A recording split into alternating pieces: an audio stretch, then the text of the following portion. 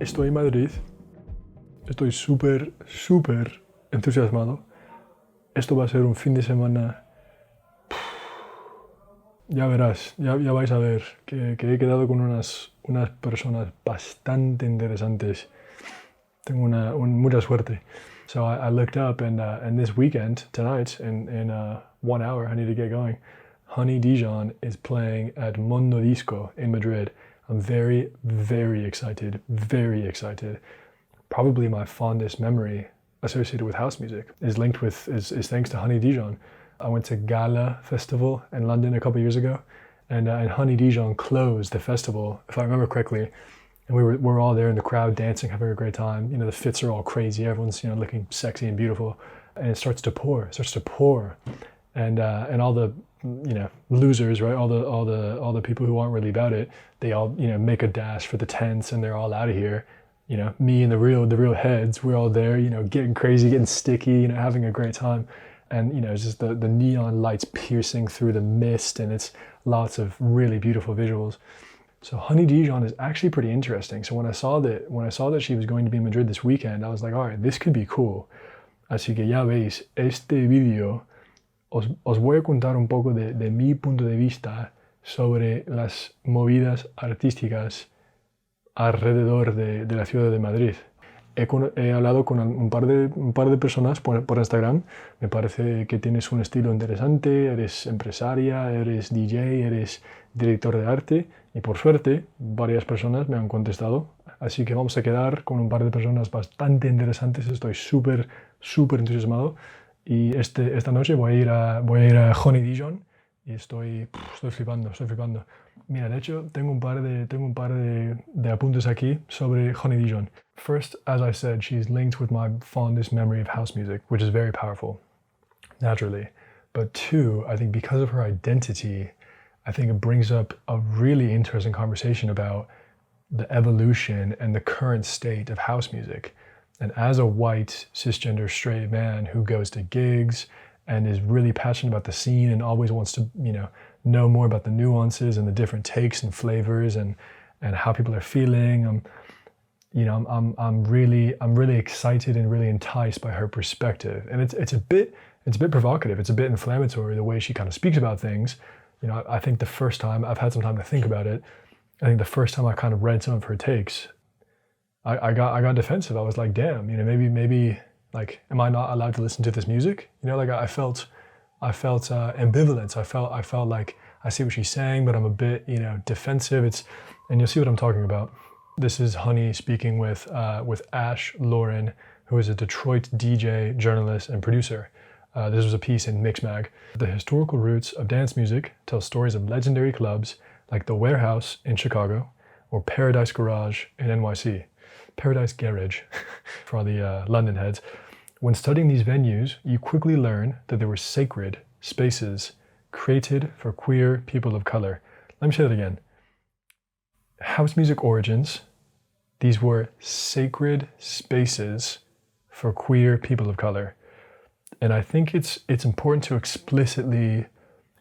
me to explicitly understand that and to voice it and to make it really legitimate and concrete, because I really can't get any further from what this music originally was and is, like, because of my identity. You see what I'm saying? So, and if you have a similar identity as me, you know, I think it's important for you to think through the full picture of where this genre comes from. So Lauren says, fast forward to the modern day scene, and it seems we've somehow steered away from these cultural roots, and Black artists are now the subjects of extreme marginalization within a scene we birthed and built. Black artists are now the subjects of extreme marginalization within a scene we birthed and built. As Honey puts it, the scene has been colonized. She spoke with Adam, Honey, I've got a couple interviews here. Honey spoke with Adam Ray, who was the then editor of Essence. So Honey says, this is a 30-year-old subculture that's now above ground. And I try to convey that music from where I come from, queer Black culture. This music was started by queer people of color. Frankie Knuckles, I've read about the Frankie and the Continental Baths, and I've watched some of the documentaries. Continental Baths was a legendary bathhouse in New York City where Knuckles and Levan, I think both of them, definitely Knuckles, got a lot of his start playing gigs, playing house music, where disco kind of birthed into house. And what's crazy, and then we kind of get into this. What's crazy about Continental Baths, there really is no joke that these were sacred spaces. These gay men, homosexuality was outlawed. It was outlawed, or in public. That might have been it. It might have been. I think it was outlawed in public places in New York City at this time, which is unbelievable. These gay men would be in this bathhouse enjoying themselves, and the police would literally come in. Police would come in undercover. They'd put on their little towels, right? They'd go into the sauna, and then as soon as another man like made a move on them or made a move on someone else, they would rip open their towel and handcuff them. And they take dozens and dozens and hundreds of people to the jail cell that night. And then the guy who started Continental Baths, I'm sorry, I'm forgetting his name. I'll put his name up on the screen. He would go and bail people out. Unbelievable, unbelievable. So she said, this is why I don't take dance music lightly, because it was how I experienced things. This was really a music and culture created by people that weren't allowed to be in other spaces, by people that weren't allowed to be in other spaces. You have to understand, Chicago was, and still is, was very segregated. There were very few places for queer people of color to go. They created house music for themselves, and they were dressing themselves. It really is unbelievable, isn't it? You're not allowed to go into a place, and then you kind of create this music is birthed from this new oasis and refuge, and now it's I do see where she is coming from with it's been colonized, as it's been commercially popularized. It's completely morphed into this whole new thing.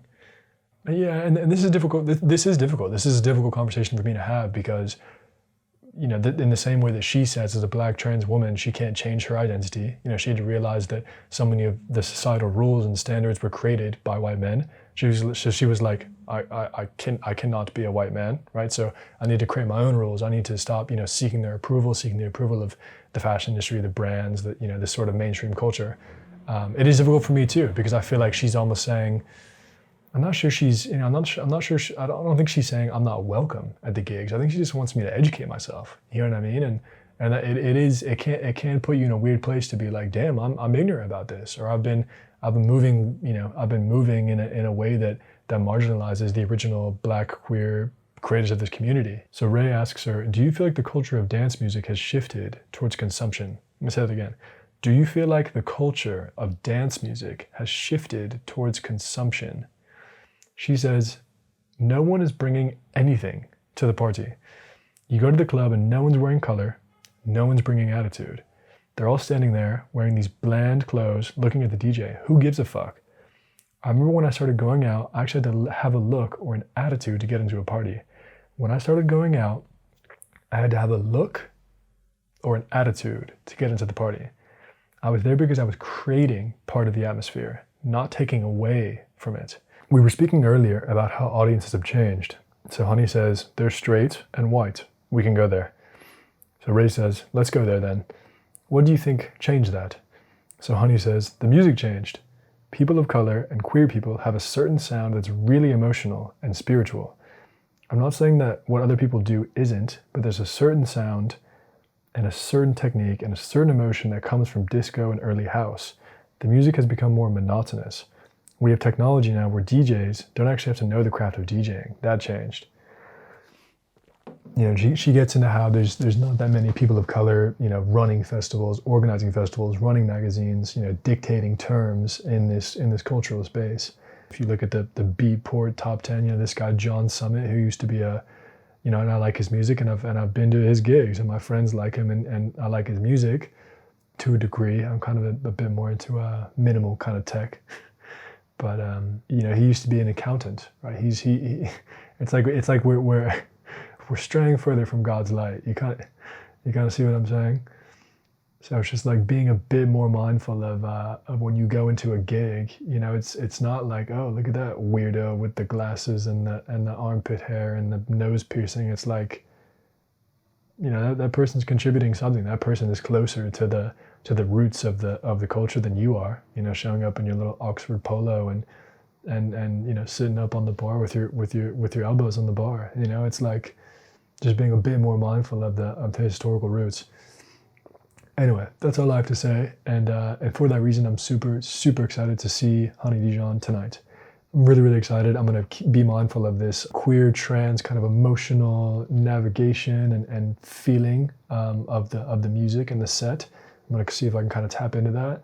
And one of the other points I've been seeing kind of float around is that women, female DJs, they spin differently in a kind of noticeable way, if you can kind of get tapped into it, than men do. You know, if you have a big festival and you have a woman play, supposedly you can kind of notice it's got a different kind of feeling and a rhythm and a sort of sensuality to it. I'm not sure. I'm excited to check out something else and see what's going on, and show my support for the original community that birthed this genre that I'm so passionate about.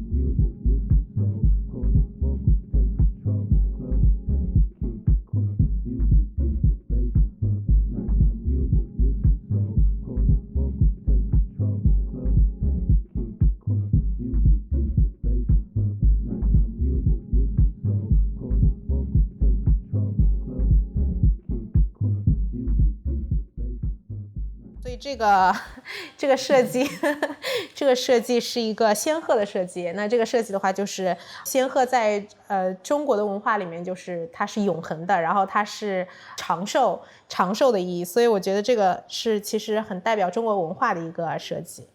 That's it. You don't know what I was talking about.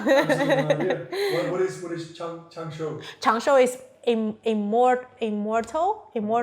Yes. This design in China that we have very special significance of crane because it means like timelessness. 然后有很大一部分的灵感也来自于，比如说王家卫的电影。王家卫的电影是非常具有艺术感的。然后我觉得它的整个艺术的设计、灯光的运用，还有它整个艺术的呈现，以及它的电影的就是最深的含义，我觉得都是我灵感的来源。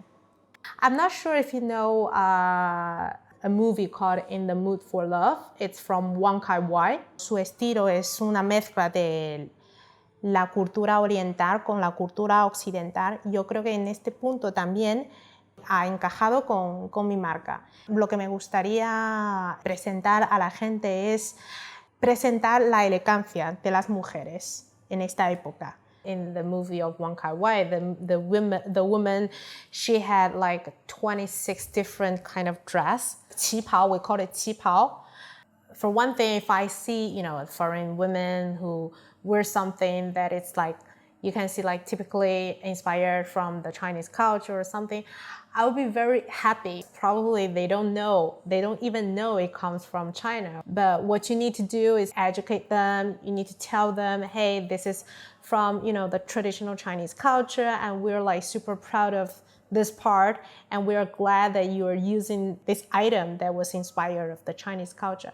Antiguamente, y también las mujeres mayores en China les gustan llevar bolsos de bambú, con asas de bambú. Y luego, de hecho, en 1946, no me acuerdo muy bien, Gucci ha lanzado el primer bolso de asas de bambú. Entonces, ahora ha sido como muy de tendencia este elemento.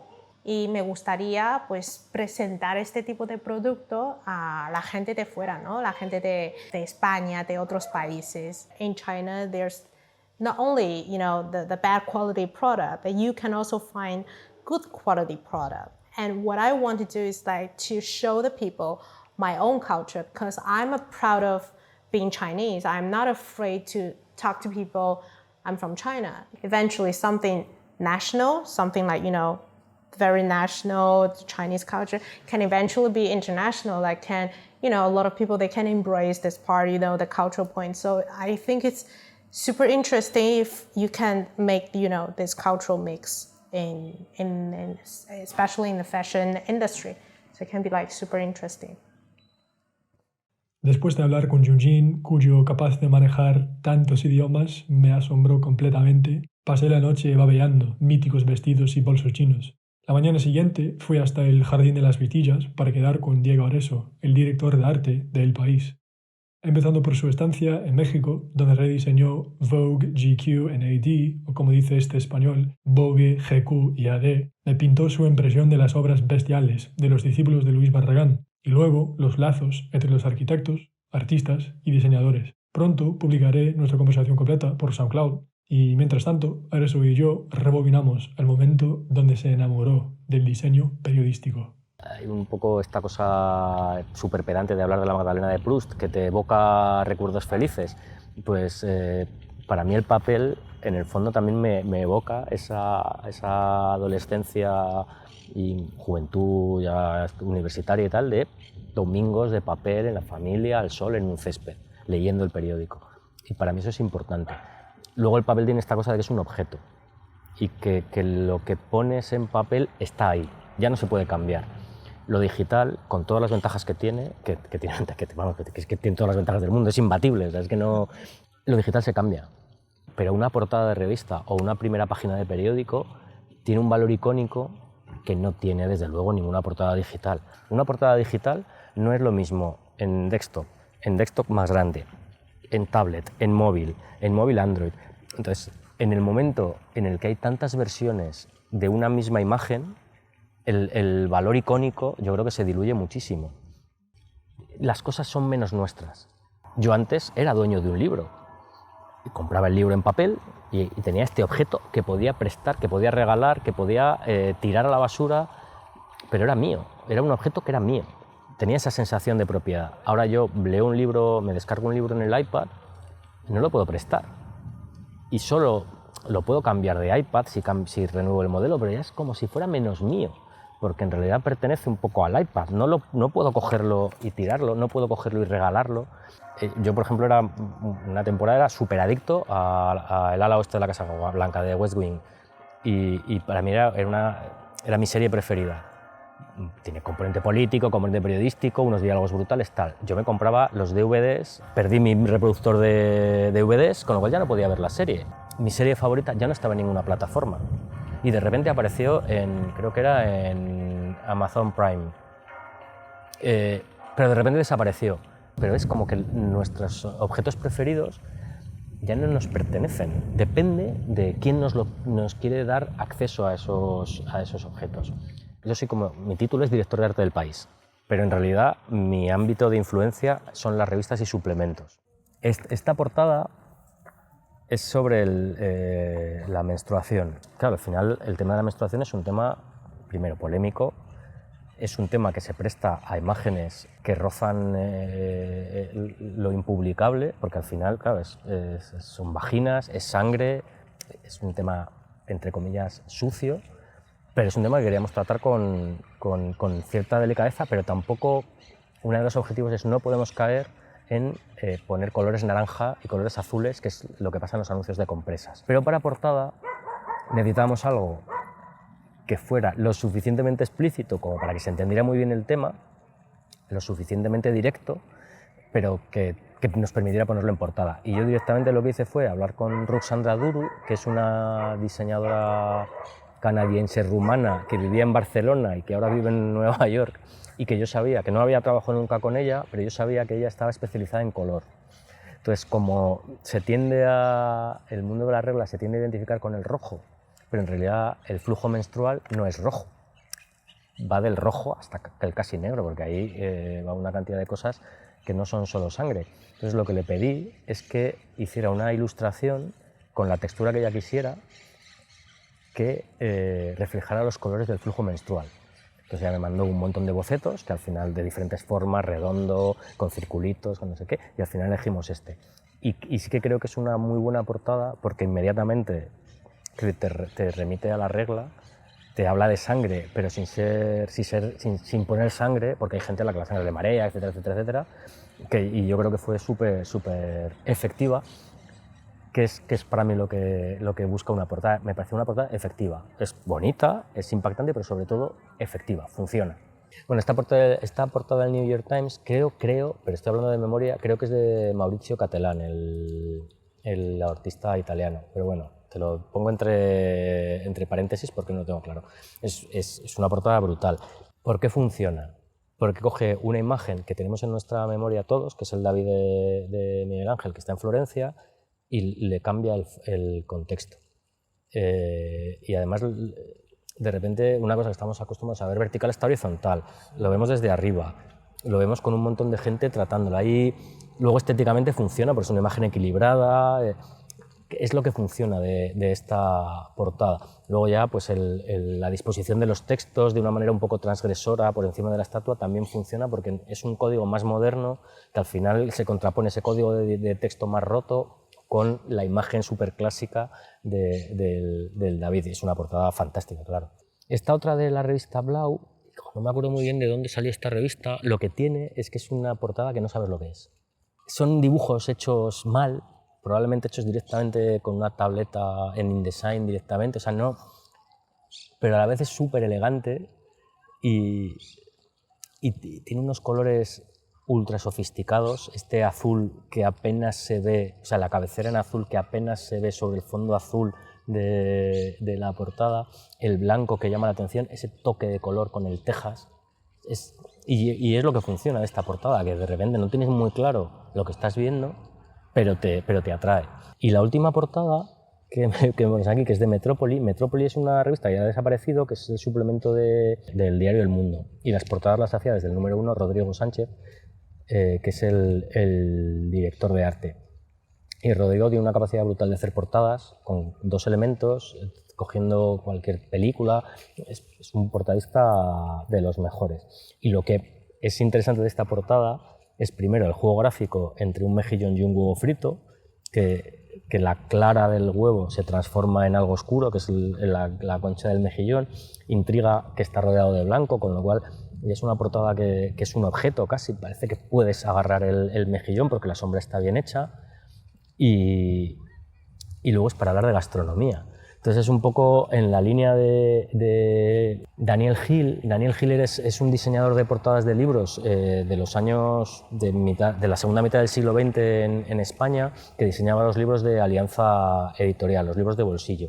En España es muy, muy importante porque diseñó literalmente miles de portadas, muy buenas, o sea, todas buenas, algunas excepcionales, y que jugaba mucho con la poesía visual de los objetos, coger objetos, darles la vuelta, utilizarlos de otra manera. Ese tipo de poesía visual, como muy cotidiana, muy de objetos reales, pero dados la vuelta, tiene una tradición en España muy, muy importante, y yo creo que también por eso funciona. Con la portada de la menstruación, una cosa es tener cuidado para no ser ofensivos, y otra cosa es ser inocuos, ser insípidos. Entonces, sabiendo que hay gente que hagas lo que hagas no lo va a entender y que hay gente que hagas lo que hagas le va a gustar, pues hay que crear con esa cierta libertad de que, oye, que a veces lo que haces no le gusta a la gente, que a veces te equivocas, pero que siempre la semana siguiente hay otra revista que puedes mejorar. Más o menos. Gracias a ti por la entrevista, que ha sido divertido. Gracias a las campanas de la catedral por interrumpirnos varias veces.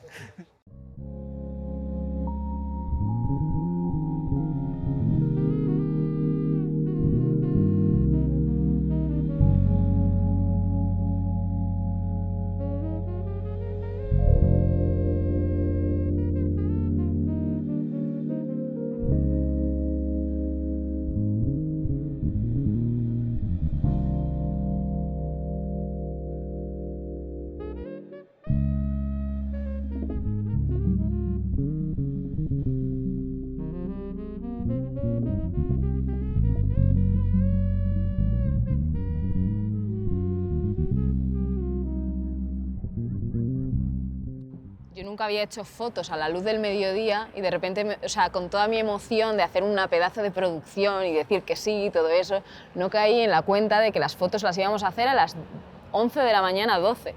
Yo no había hecho fotos con esa luz terrorífica en mi vida. Y luego resultó que se convirtió en mi luz favorita. O sea, es la hora que se evita, porque, a ver, es una luz muy complicada, porque es muy fuerte, crea muchas sombras, los modelos están incómodos porque tienen un foco delante y eso es, o sea, es difícil trabajar con eso. Pero también saca cosas preciosas. Que a mí lo que me gusta mucho de Sorolla es que a él también le gustaba hacer, ¿sabes?, fotos al mediodía. No sé, tío, me contagia. Es mi favorito. O sea, si fuese fotógrafo sería mi fotógrafo favorito. O sea, yo creo que mis mayores revelaciones fueron la luz del mediodía, porque me enamoré locamente de ella, y olvidarme de que estoy haciendo fotos. O sea, olvidarme de que estoy como con una cámara y no sé qué. O sea, centrarme en lo que hay delante, en lo que está pasando, en a dónde quiero llegar y cómo lo voy a contar. Yo creo que de ser mujer como fotógrafa, especialmente haciendo fotos a muchas mujeres, te da acceso a sitios que igual otros hombres, o sea, que los hombres no pueden explorar de la misma forma. O sea, siendo mujer creas ese espacio seguro, 100%. O sea, no digo que los hombres no puedan hacerlo, pero desde luego tienes ese camino mucho más llano. Y hay esa conversación también con la mujer, que al final nos entendemos y sabemos hasta dónde llegar. O sea, yo como modelo, cuando lo he sido, o como fotógrafa, siento que hay un equilibrio todo el rato. O sea, es una conversación. Tú me das esto, yo te doy esto, yo te pido esto y tú cedes porque confías en mí, y es como todo el rato esa conversación hasta que ambos llegáis donde queríais o igual ni os esperabais. Me gusta que la foto sea honesta, y la única manera de que sea honesta es teniendo esa conversación y viendo dónde te lleva, creo. Y es bonito, yo creo, que se dé ese espacio, mujer con mujer. Yo creo que ser mujer me abre un poco eso, incluso con los hombres lo mismo, ¿eh? Me facilita aún más esa conexión con otras personas. Así que creo que Madrid ahora mismo, no sé, es el sitio.